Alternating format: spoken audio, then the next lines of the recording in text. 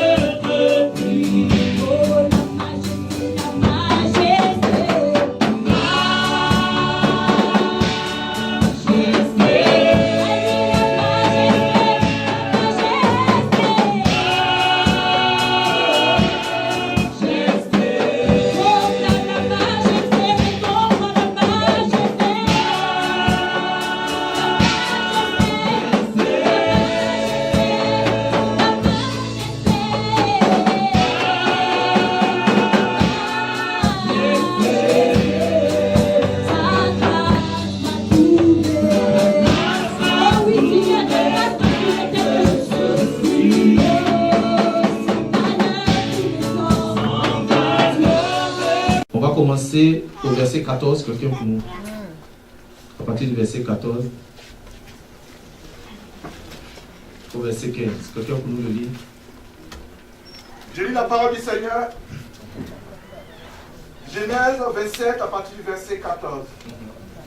Jacob alla les prendre et les apporta à sa mère, qui fut aimée comme son père aimait. Verset 15. Ensuite, Rebecca prit les vêtements d'Ésaü, son fils aîné, les plus beaux qui se trouvaient à la maison, et elle les fit mettre à Jacob, son fils cadet. Amen. Quelqu'un va nous lire Apocalypse chapitre 2. On va aller dans le livre d'Apocalypse chapitre 2. Nous allons lire le verset 5.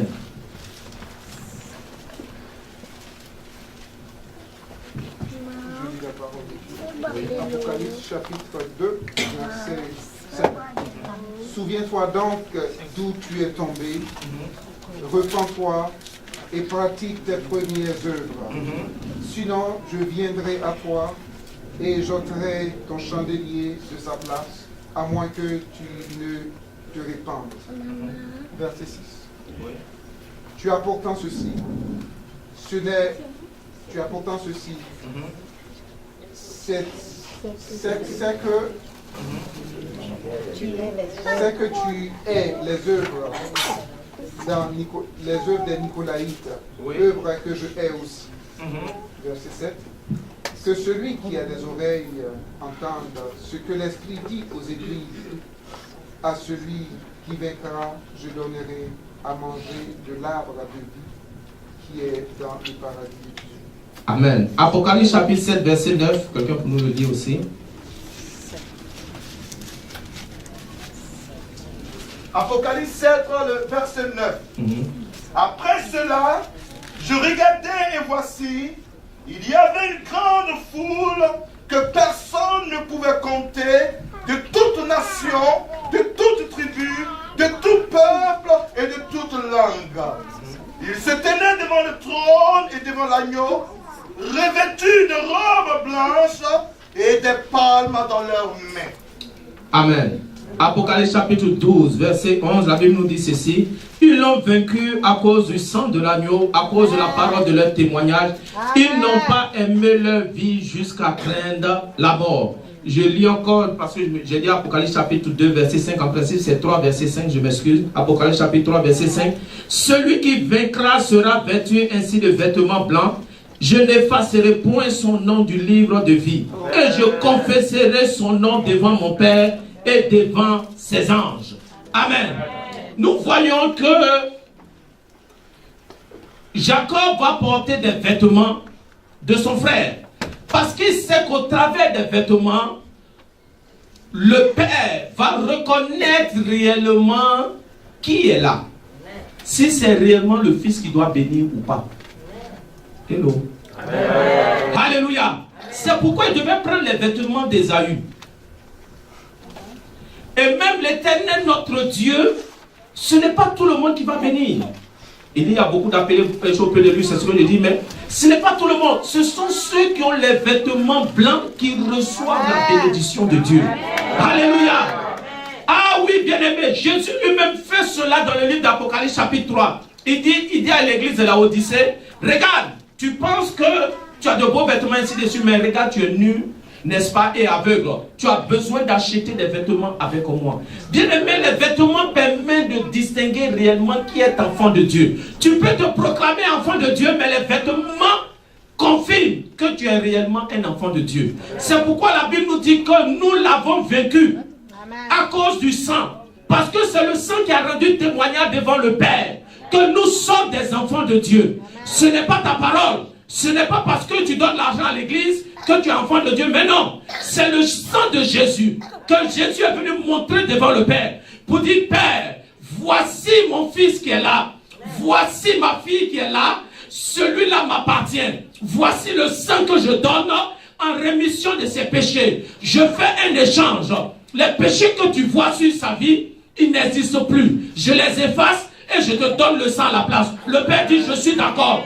Donne-lui les vêtements. Réellement, il m'appartient. Et en ce moment donné, tu portes des vêtements blancs. Les vêtements blancs maintenant te distinguent des autres. Les vêtements blancs distinguent ta personne des autres personnes. Les vêtements blancs distinguent, si tu veux, ta nature spirituelle. Qui montre que réellement celui-là, il appartient à l'Éternel des armées. Et le monde spirituel sait si tu appartiens à Dieu ou pas. C'est pourquoi Dieu te donne des vêtements blancs. Bien-aimé, ça n'a rien à voir avec les vêtements blancs que tu peux payer, n'est-ce pas, à Sears. Ça n'a rien à voir avec ça. C'est vrai que ces vêtements ont une couleur blanche. C'est vrai que ces vêtements paraissent blancs. Mais ça n'a rien à voir. Parce que le véritable couturier, c'est Jésus. Le véritable maître, c'est Jésus. Ces vêtements-là, tu ne peux pas l'acheter. Lui-même, il a prévu des vêtements purs. Des vêtements blancs. Et lorsqu'il te porte, ces vêtements-là sont faits pour toi seul. C'est fait avec ton nom. C'est fait avec ton logo. Mais il y a la marque de Dieu là-dessus. Tu as besoin de tes vêtements. Personne ne peut enlever cela sur toi. C'est toi-même qui enlèves ce vêtement. Dieu a prévu ce vêtement-là pour toi. Quelle que soit ta taille, quelle que soit ta forme, quel que soit ton âge, ce vêtement-là te rentre bien. Il n'est fait que pour toi. Personne d'autre ne peut entrer dans ce vêtement-là. Tu as besoin d'un tel vêtement. Parce qu'avec ce vêtement-là, bien aimé, la Bible nous dit que tu as vaincu le monde des ténèbres. La Bible nous dit que ton témoignage est puissant. La Bible nous dit que le regard de Dieu est sur toi. La Bible nous dit que tu as besoin de, en ce moment donné, la faveur divine est sur toi. La Bible nous dit qu'à partir de cet instant, tu deviens la prunelle des yeux de l'Éternel. Ah, bien aimé, lorsque tu portes ces vêtements, même les anges sont prêts vie. Lorsque tu portes ce vêtement, même les esprits maléfiques, lorsqu'ils te voient, ils disent non, celui-là est différent des autres. Celui-là est différent des autres. Celui-là, nous ne pouvons pas l'atteindre. Celui-là, nos flèches n'arrivent pas à l'atteindre. Celui-là, tout ce qu'on fait, ça ne réussit pas. Lorsque les démons voyaient ce vêtement-là, eux-mêmes ils déclarent, celui que Dieu a béni, personne ne peut maudire. Celui que Dieu a déclaré béni, la bénédiction ne peut pas l'atteindre. Ah, bien-aimé, je prie pour toi ce midi. Si tu n'as pas ces vêtements, fais tout pour en obtenir ces vêtements. Mets-toi devant ton Dieu. Plaide devant la face de l'Éternel. Implore sa grâce. Implore son pardon. Dis Seigneur, j'en ai besoin. Seigneur, comme ne m'ôte pas ce vêtement-là, j'ai besoin de ce vêtement-là, afin que l'accusateur, afin que la source de la malédiction soit ôtée de ma vie, soit ôtée de ma descendance. J'ai besoin de vivre une nouvelle vie. J'ai besoin de vivre un souffle nouveau. J'ai besoin, Père, de briller. J'ai besoin, Père, de marcher dans la victoire. J'ai besoin, Père, de toucher ma destinée. C'est pourquoi, Père, tout vêtement qui n'est pas de toi, les vêtements d'échec, les vêtements de maladie, les vêtements de malédiction, je ôte cela de ma vie. Maintenant, je reçois, en celui qui s'élève le soir, celui qui s'élève le soir, celui qui s'élève le soir. Oh, reçois les vêtements de l'Éternel, reçois les vêtements blancs, reçois les vêtements d'Adonai, reçois les vêtements de Jésus, reçois les vêtements qui attestent que tu es véritablement un enfant de Dieu. Oh, que le Seigneur nous bénisse. Oh, bien-aimé. Là où tu es, tu vas commencer par prier. Tu vas commencer par parler à Dieu. Tu vas dire, Seigneur, toute source de malédiction de ma vie, ce matin je brise cela. Commence par